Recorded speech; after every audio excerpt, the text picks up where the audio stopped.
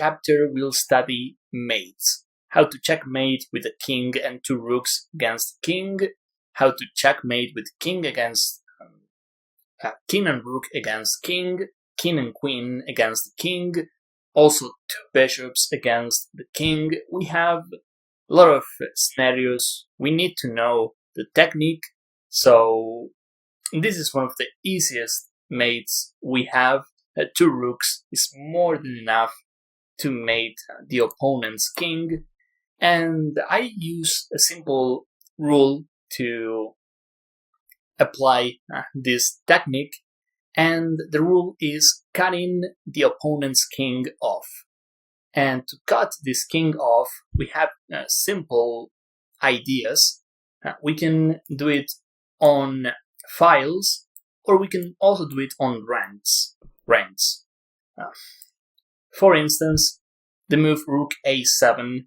Now we're cutting this king off, and that means the king cannot come to the second rank, or let's say the 7th rank. This is actually the 7th rank for white and the 2nd rank for black.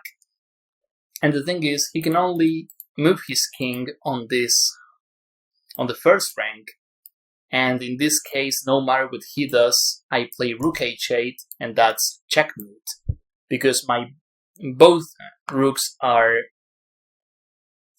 cutting his king off. So in this specific position, a move like rook a7 is mating 1, no matter what he does. Rook h8 is mate next. And also rook h7, this is same concept, cutting his king off, and then rook a8 is mate next. So suppose in this position we don't have rook h7 or rook a7. Let's put another position. Suppose his king is on e3. Well, it's simple. We can check him, and we can also make sure his king goes to the first rank. And it's pretty simple. We cut his king off, and we make sure he arrives on the first rank. Or we can also do something like this. Rook h4, we make sure the king doesn't go up. He can only move on the 3rd rank. Then I can do something like rook here. As you can see, this time I want the king to come to my 1st rank. Again, pretty simple. He has to land here, and then all I have to do is mate him. Actually here, after rook h2 check, the best defense would be king b1. Now rook a1 is not possible, but since his king is cut off on the 2nd rank, all I have to do is play something like this, and no matter what he does, rook d1 is mate. Let's see another scenario. Suppose I want to mate him, but not on the 1st rank. This is what we just saw. Let's say I want to mate him on the 8th rank. Then I can play something like this. I like this check. He cannot come here, so he has to play something like this. I keep on checking him. He has to go up. Rook here. I use the other rook now. Here, now rook a5 is controlling the 5th rank. I play rook h6. Again, he cannot come to the 5th rank. He has to go back. Very simple and straightforward. He has to play this, and now it's mate in 1. Honestly, giving checkmate with 2 rooks is too easy. And the last technique I would apply just in case. Let's suppose he has the king here. And this is like the worst case scenario. I would try doing something like this. I would make sure his king arrives on this file, and eventually I'll deliver checkmate. For instance, this, I play rook c1. Each move I gain something. He plays this. well, he's cut off here, so I check. Suppose he plays king here. Ideally now, I would love to play rook e1 check. The d file is under control, but my king is there, so I have to do something like this. The d file remains under control. He has to play this. Check. We are making progress. Ideally, we should make something like this, and we should mate him, but he can put some resistance with king f3. Now if rook f1, he'll just move his king here, and we are not making any progress.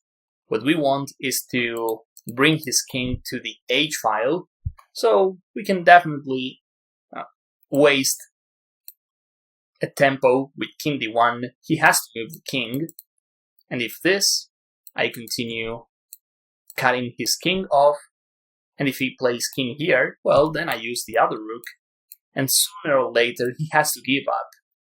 This, I can even speed up the process with rook g1, only move he has is king h4, and eventually we mate him with rook h2 mate. So this mate, again, even if you don't know the method, you'll probably deliver checkmate at some point. 2 rooks is more than enough material to mate your opponent. So now let's see what happens if I only have a rook against his king.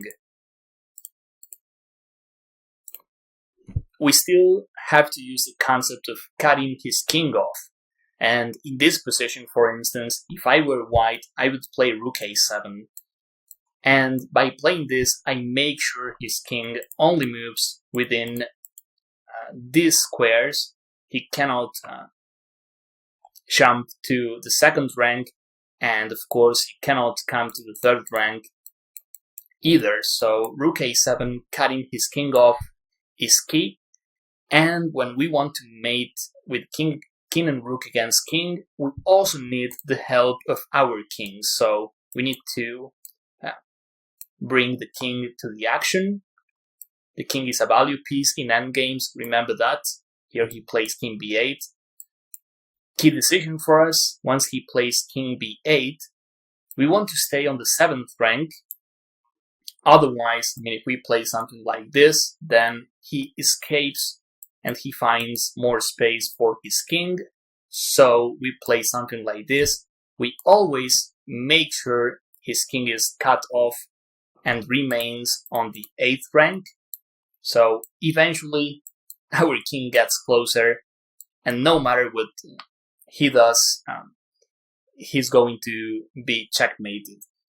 So, well, here we have to get closer. No matter what you do, you'll mate him. King e6, king d6.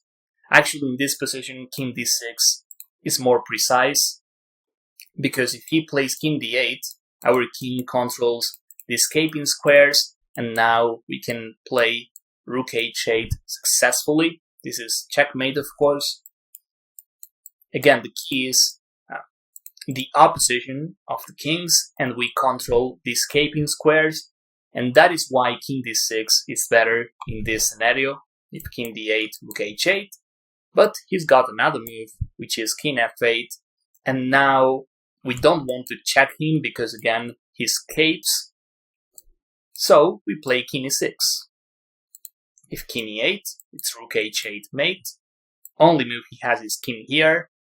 And now, well, the process is even more simple, because we are cutting him off in a lot of squares now. These are the only moves he has. By having the rook here, we make sure he's trapped in the corner. So all we have to do is move our king. He runs out of space, and now we deliver checkmate with the rook. Of course, we have to, we know the concept of cutting his king off. As the first move we have here, rook a7. This concept is key, but at some point we have to check him on the last rank. That is why we have to use the king to deliver checkmate. Otherwise, if you're trying to mate him using the rook only, then you won't be successful. The king has to help to mate your opponent. So let's put another position. This, I mean, in order to get the skill to learn these checkmates, this is all about practice. I mean, I'm showing you this now, but the more you practice it, the better. So, suppose we have this position, his king is far away from the last rank, so here we have two options. We can decide whether to mate him here on this rank, or we can also try bringing his king to our first rank. So I'll show you both. First, let's try mating him on the 8th rank. So first I check. Now he cannot come to the 2nd rank, so he has to go up. Now if I check him one more time, he can definitely come back here, and I'm not making any progress. So I'll play king e2. We know the king is a value piece. Now if he plays king e5, king d5, or king f5, any of these moves, I play rook a4, and I definitely made progress, cutting his king off on the 4th rank. So he'll probably play something like king d4. So here, I can start cutting his king off from the king side, and little by little he's running out of squares. As you can see here, no matter where he moves, we can win something. If this, I can even play rook d3, and again, he's getting less and less squares. Suppose he plays king here, well, then I can play rook e4, and suddenly I got the 4th rank. And as I said, eventually he'll be running out of squares. This, I can play king c4, king b6. Now, for instance, I can play rook d5, and I won the 5th rank. The process is pretty straightforward. In this position, for instance, rook d6 is faster, because now he has to go to the 2nd rank. Then I can just play something like this, and I won this rank as well. And if he plays something like king a5, well, this is making things easier for us, because now I can just play a move like rook h6. The king doesn't have any squares, except for a4, but now it's mating one with rook a6. So yeah, let's see how to mate him on the 8th rank, and then we'll do the 1st rank as well. Well, here we're pretty close. King here. I can play rook d7, and we are almost there, but here the quickest way is d8, king a7, and now a simple wasting move like rook h8, king a6 is the only move, and rook to a8 is mate. So now, in this position, let's say I want to mate him on the red squares you're seeing. I'll play rook a4. If I want to mate him on the 1st rank, I can start by cutting his king off for the 4th rank with rook a4. He can play something like this, sure. Then I can play king here. I'll bring my king. As you can see, he has less and less squares. Now I play rook d4, because if I place my rook on d4, then these are the only squares available for him. This. And again, at some point, he'll run out of more and more squares. If this, I can play rook d3. And this is getting better for us. If this, I can play king d3. And he has to play something like this. Rook b4 check. If this, I can waste tempi with rook b8, king d1 And I got there with rook b1. And, well, suppose he plays king here. Then I can play king c3. The king has to come help, otherwise we cannot mate him. This, I can play this, king a1. Here you have to be extremely careful not to play rook b2. That is cutting his king off, but we are also still. It is a stalemate and it is a draw. He's running out of moves, out of legal moves. So if king a1, we can be precise, play something like this, king here, we waste tempi with rook c3, king here, and it is checkmate. So a lot of possible scenarios when we have the rook against his king, but after analyzing a lot of possible checkmates, you probably get the feeling of how to mate him. Again, as I said, this requires a lot of practice, so I recommend you practicing this. So what else? We have other mates.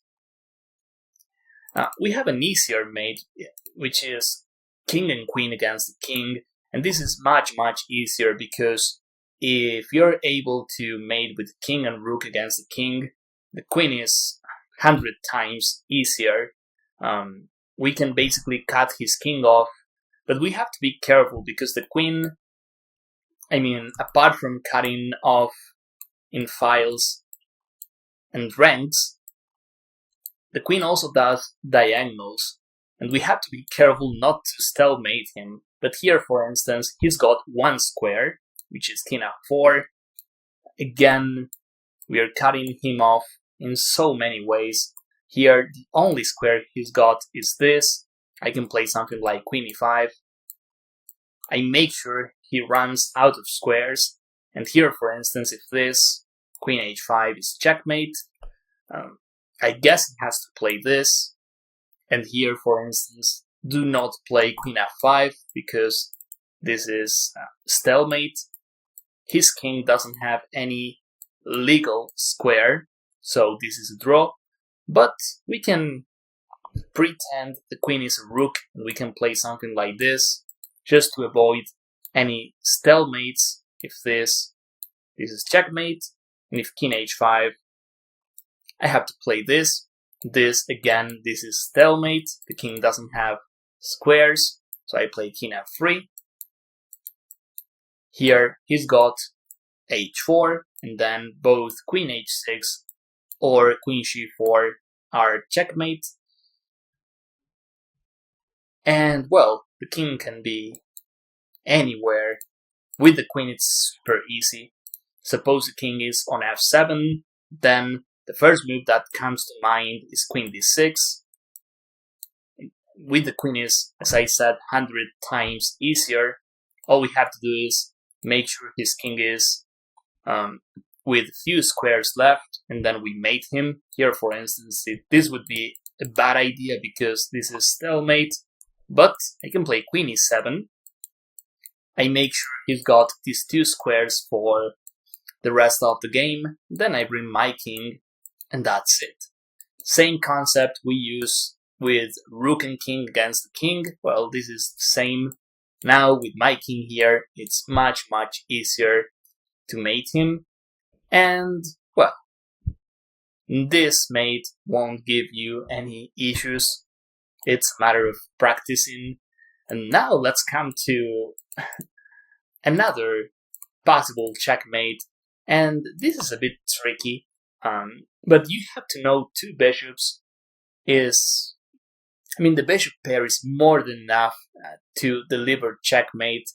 And it works different than rooks. With rooks we use files and ranks, but with bishops somehow we can cut his king off too, because with bishops we control key squares as well, and we can try mating him in any corner of the chessboard, because we'll give a check with bishop d3 or bishop e3.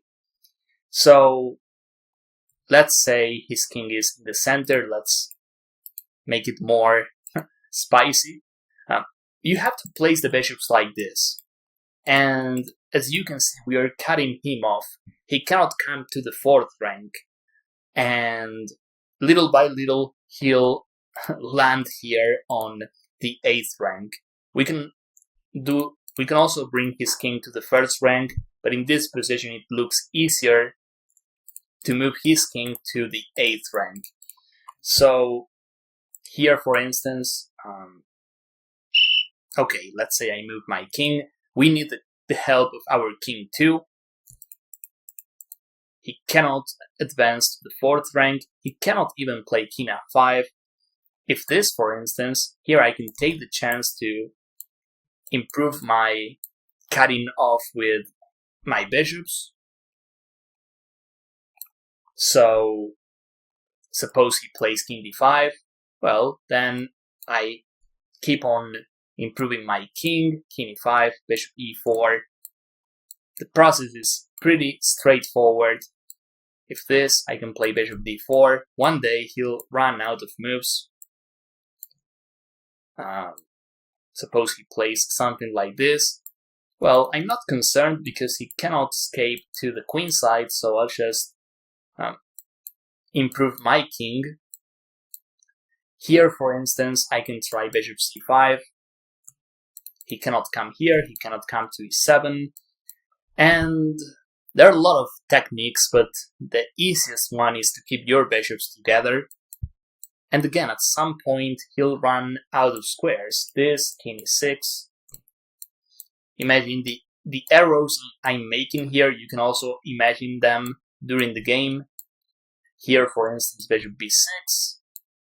He cannot come to d8 or d7. He has to play king b8. And we are almost there. King c8 is the only move he has. I can play this. King b8. And here, well, we have to be careful not to stalemate him with king d7. That would be bad because it is a draw. But we do have better ideas, of course. We can play something like this. King c8 is the only move. I can play this. See, he doesn't have many squares. He has to stay in the corner. I can play bishop c8, removing this square, king here. I can play bishop c8. I can play bishop to a6. King here.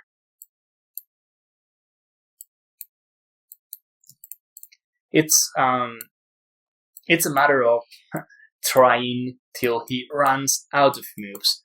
And the good thing is you'll find the moves because in the process you'll also find those moves that are stalemating him. Here, for instance, king c7 is stalemate, so you'll realize at some point you have to waste a move like this.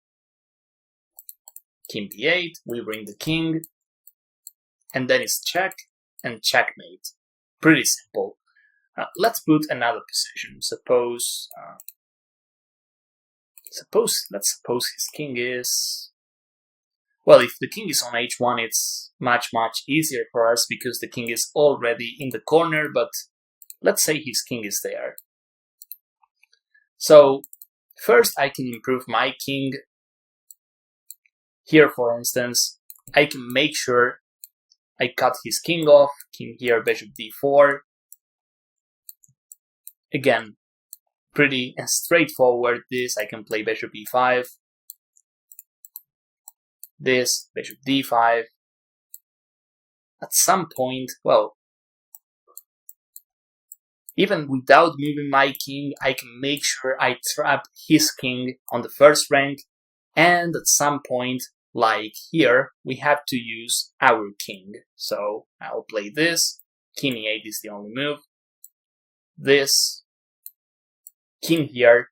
Now, for instance, well, bishop f7 would be a bad idea because this is stalemate, but little by little I can start removing his escaping squares. Very simple. Now, this is the only move he has. I play this. Again, I remove his escaping squares, this. Now I would love to play bishop e6, but this is stalemate, so I can play something like bishop d6. Again, he has to play this. Now I do the same variation. Last move this was stalemate, but now this is a check, and after this it's checkmate. Very simple process. Just make sure you use your bishops, the combination of the bishops together, one close to the other, is deadly for black. And having two bishops in this endgame, it's like having two rooks, because bishops are good enough to cut his king off successfully. So make sure you use your bishops and also the king to mate your opponent. The only endgame where we don't need the king is when we have two rooks. In that endgame, we can just leave the king on the initial square, and with two rooks, we can definitely mate him, because it's super easy to cut his king off with two pieces. However, if we have a queen or a single rook, then we need the help of our king, because we know the queen is a valuable piece, but it is just one piece. We need two pieces to mate him, and be careful not to stalemate him with the queen. We know the queen is too powerful, it cuts ranks and files, but it also does diagonals. So again, the queen, be careful, use your king as well, and you'll deliver checkmate successfully. So yeah, this chapter, I know it's basic stuff, but we all have first time, even with checkmates. So make sure you practice these checkmates until you acquire the skill, and hopefully these examples are useful and help you acquiring this skill of delivering checkmate. So that's all for this video. I hope you found this useful. I hope you could learn something. And of course, I want to see you guys in my next chapters. Thank you.